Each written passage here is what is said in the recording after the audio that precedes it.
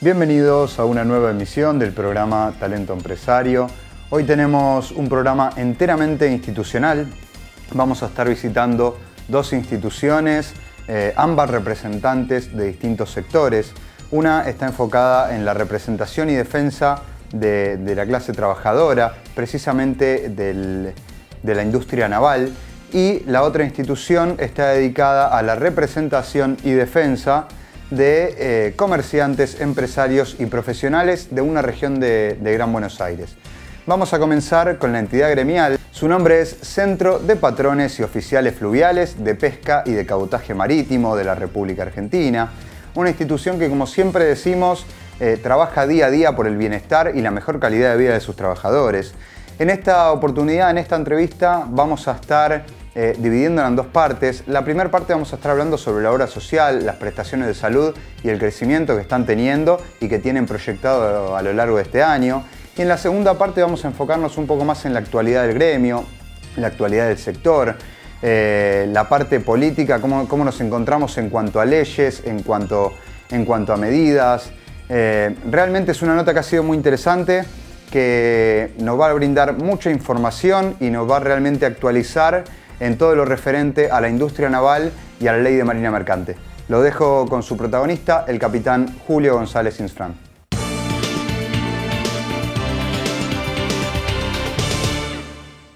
Volvemos a estar en el Centro de Patrones y Oficiales Fluviales de Pesca y Cabotaje Marítimo de la República Argentina, hablando con su secretario general, el capitán Julio González Insfrán. ¿Cómo estás, Julio? ¿Qué tal? ¿Cómo te va? Gracias por recibirnos nuevamente. Estuvimos hace no mucho tiempo acá a fin del año anterior, ahora estamos en el 2018, en el mes de febrero. Vamos a dividir la entrevista en dos partes. Vamos a enfocarnos un poco en la obra social y después un poco en la actualidad, que me parece que estamos en una actualidad de confusión, de tensión. Pero bueno, vamos a arrancar con la obra social. ¿Cómo se plantea este año de la obra social? Bueno, nosotros hace poco inauguramos una delegación en Chaco, en Resistencia, de la obra social nuestra. Estamos desarrollándolo, tenemos otra próxima a inaugurar en Paraná, Entre Ríos. Estamos estudiando abrir delegaciones en el conurbano, que no tenemos. O sea, nuestra obra social está tratando de crecer y de tener acercamiento efectivo y eficiente hacia su masa de afiliados en todo el país. La obra social nuestra es una obra social equilibrada, sin deudas, estamos administrando de manera tal de tener cada vez mejor servicio a nuestros afiliados. Nosotros atendemos a nuestros jubilados, independientemente de que tengan PAMI o no, también le damos servicio a ellos. Así que bueno, tenemos un muy buen desarrollo y estamos construyendo una clínica propia ahí en San Fernando. Bien. Está avanzadísima la obra. Bien.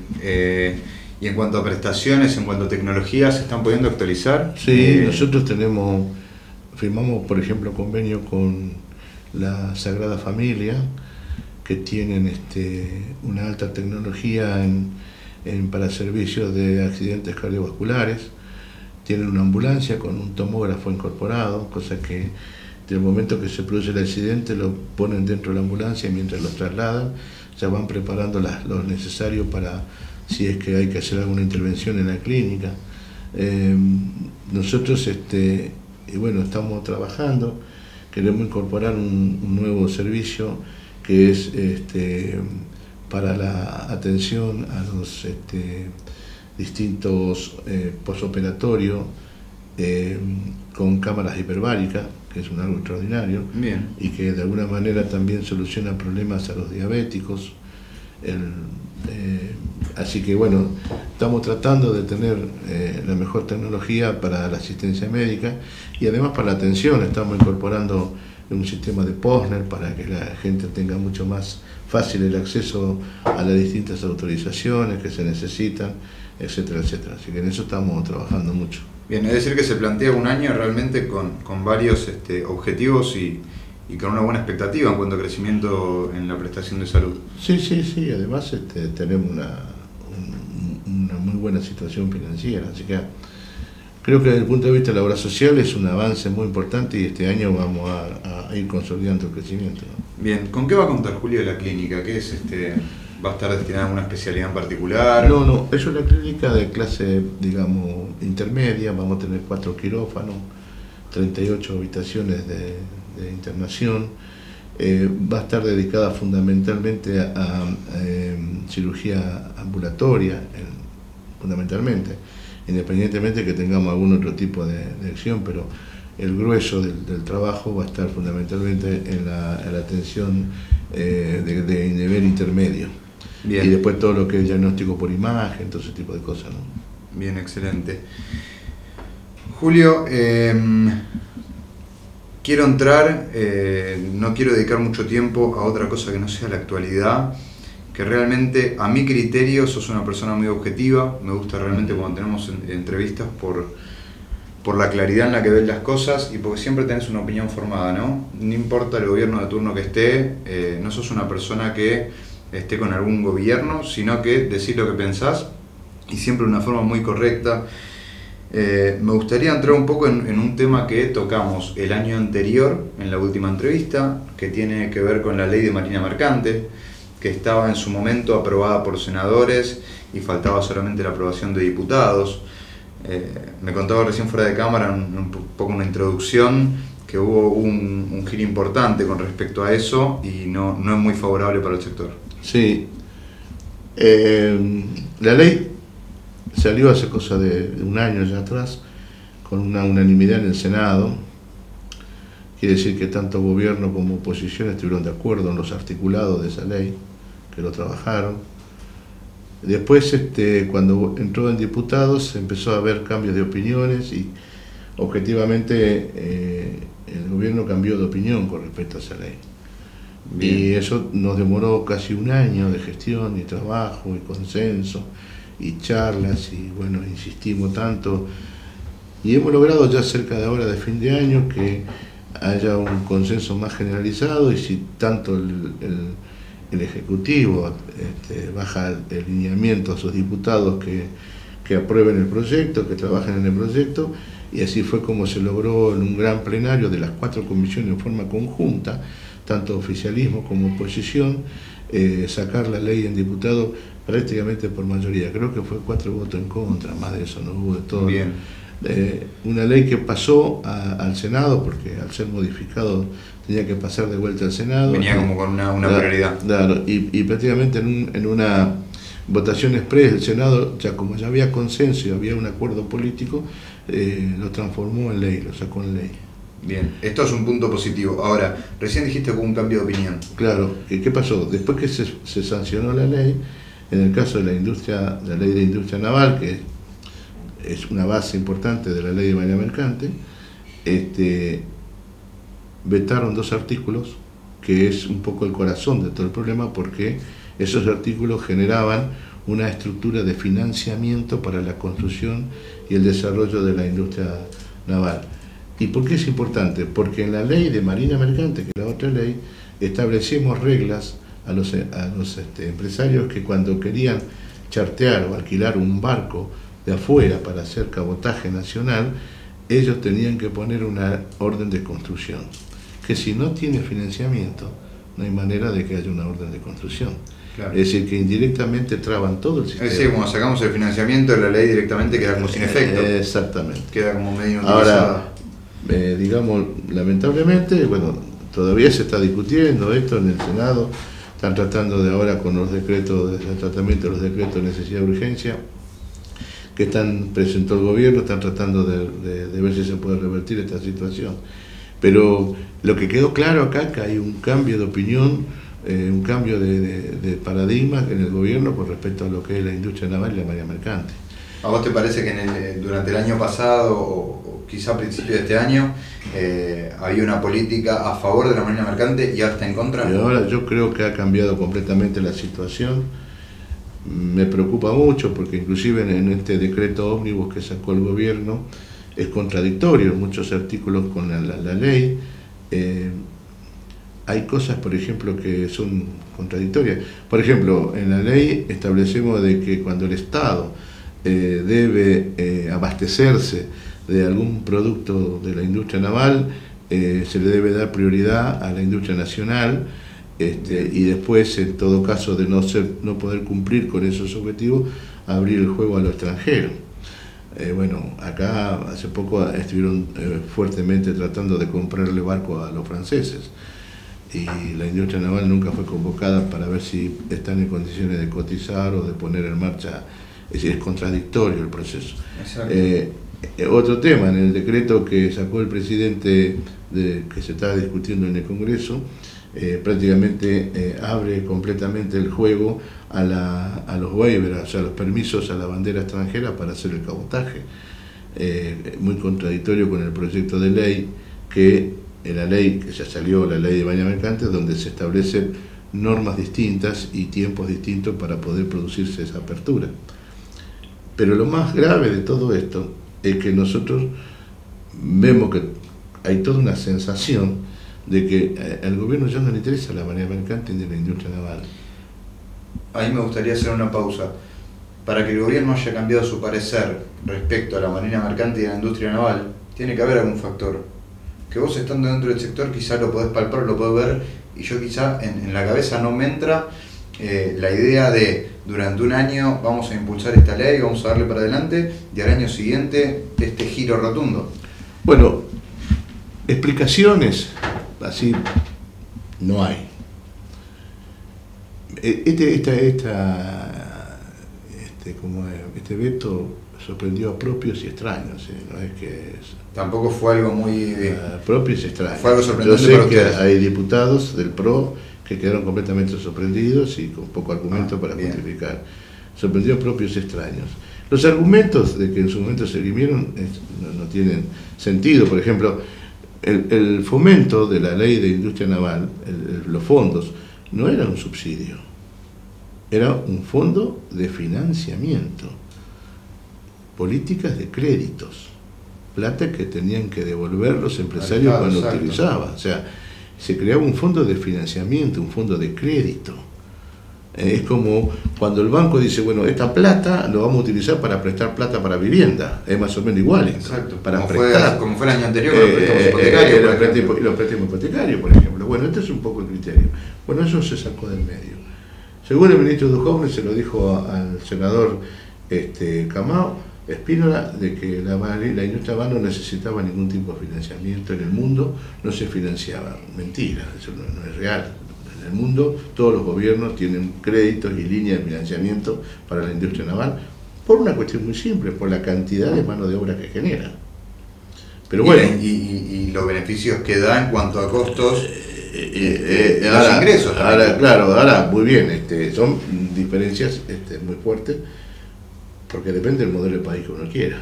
Exacto. Acá el fondo yo veo que este modelo, como lo están llevando adelante, no va a tener marina mercante, o va a tener una marina mercante muy pequeña, no vamos a ser competitivos. Porque ese es el otro problema. Nos hablan que tenemos que ser competitivos, pero no nos sacan ningún impuesto de encima. Nosotros, la Argentina, tiene una tremenda presión impositiva. Es el país que más presión impositiva tiene en Latinoamérica. Y frente a las demás banderas, nosotros somos terriblemente caros por la presión impositiva. Inflación, realmente, por Venezuela somos el segundo. Un trabajador gana 100 y se lleva nada más que 50, porque 50 queda dentro de la política impositiva. El armador, exactamente lo mismo. Un armador puede ganar 100, pero se va a llevar nada más que 50. Entonces, los márgenes de ganancia son cada vez menos. Y si uno quiere cubrir sus costos, se queda fuera del mercado. ¿Por qué? Porque en Argentina tiene que pagar 35% de impuesto a la ganancia contra un 10% que paga en otra bandera. En Argentina tiene que pagar 21% de IVA contra un 10% que paga en otra bandera. En Argentina el combustible es tremendamente caro, casi un 48% más caro que con respecto a combustible como pagan la otra bandera. Para empezar, de esta manera no hay forma de ser competitivo. Y no podemos ser competitivos, no hay manera. El trabajador tiene el mismo problema. Él necesita un salario que le permita vivir, pero al empresario le sale el doble. De hecho, estos porcentajes que me acabas de mencionar me lo mencionaste en la entrevista anterior, Sí. y estábamos hablando que dentro de la ley de Marina Mercante se preveía regular un poco más todos estos costos para realmente lograr ser competitivo. El gobierno decidió sacar todos esos beneficios. El sindicalismo tiene grandes héroes, hombres que han dado su vida en su lucha para la causa nacional y popular. Nosotros tenemos hombres que han hecho historia. Las conquistas sociales que hoy podemos en Argentina todavía mantener es consecuencia de gente que se ha sacrificado por el país. El otro día leí un artículo muy interesante de un cura que criticaba en la forma que se manejaba el tema de los curas pedófilos. Y criticaba a los medios la trascendencia que daba a ese tipo de cosas. Y sin embargo, no daba trascendencia a los curas que hoy están dando su vida para cuidar a los leprosos en el mundo, para contener a la pobreza en el mundo, de gente que de alguna manera son de una vida realmente de sacrificio y de honestidad. Por unos pocos mezclamos a todos. Eso sí. Y eso está mal, eso no corresponde. Yo creo que el que tiene problema con la justicia, tiene que resolverlo con la justicia, y nadie puede decir son todos iguales. Eso es una ligereza muy importante. Entonces, bueno, hoy por hoy pareciera ser de que se está instalando todo este tipo de cosas. Yo sinceramente creo que ese es un camino equivocado. Me parece que tenemos que recuperar lo bueno, tratar de consolidar nuevamente y pensar seriamente que la Argentina no va a salir de la crisis si nos peleamos entre todos por cosas que no son trascendentes. Exactamente. De hecho, me gustaría poder cerrar esta entrevista con algo de eso. Quiero que toda la temática que estuvimos hablando en estos minutos, quiero que pienses y me digas si en algún momento el área gremial, el área empresarial, el poder político, van a poder volver, llegar a un acuerdo o renovar el diálogo, o ves un camino realmente un poco con el rumbo perdido. Hay una necesidad objetiva de que ocurra esto de reanudar el diálogo entre gente de buena voluntad que quiera construir una Argentina. Si ¿La tenemos todavía? Si eso no ocurre, yo creo que hay, claro que hay mucha gente, y mucha gente, no poca gente, mucha gente que no comparte esta discusión de la manera que se está manejando sin atender las cosas más importantes. Y hay muchos dirigentes políticos que están claros en esto también. Lo que sí nosotros necesitamos es recuperar el protagonismo detrás de un modelo, claro. Hablemos del desarrollo argentino. La Argentina tiene que transformarse en un país industrial para darle trabajo al 35% de su población, porque este modelo está agotado. Este modelo, por más administración que le pongamos, no va a funcionar, porque no está actualizado en un mundo moderno donde la competencia es feroz y la tecnología es la espalda de la competitividad. Y avanza en... Escuchame una cosa, hoy para producir un vaso, en una máquina te lo produce por segundo, no andamos más soplando la botella. Ahora, si no tenemos ese desarrollo, ¿cómo vamos a incorporar a la juventud a la fuerza laboral si no está preparada técnicamente para manejar la maquinaria moderna de producción? Esa discusión tenemos que darla acá. Entonces, necesitamos torneros, mecánicos, ingenieros, y necesitamos un plan de un gobierno que aproveche su riqueza, su potencial, y ponga en marcha estos planes. Por eso el tema de la ley. La ley era un instrumento que permitía al gobierno decir a los astilleros, bueno señores, a partir de ahora necesitamos que desarrolle la industria, hay que reemplazar los barcos. Fíjate, te doy un ejemplo. La flota amarilla de Mar del Plata que aparece en las postales son flotas totalmente obsoletas. En el mundo no se utiliza más casco de madera. Y nosotros seguimos con eso todavía, simplemente diciendo, mira, vamos a cambiar esta flota, vamos a renovar esta flota para que sea más eficiente, más segura, fundamentalmente más segura, desarrollamos toda una industria. Bueno, esas son las medidas que hay que tomar. Hasta ahora esas cosas ni siquiera se discuten. Bien.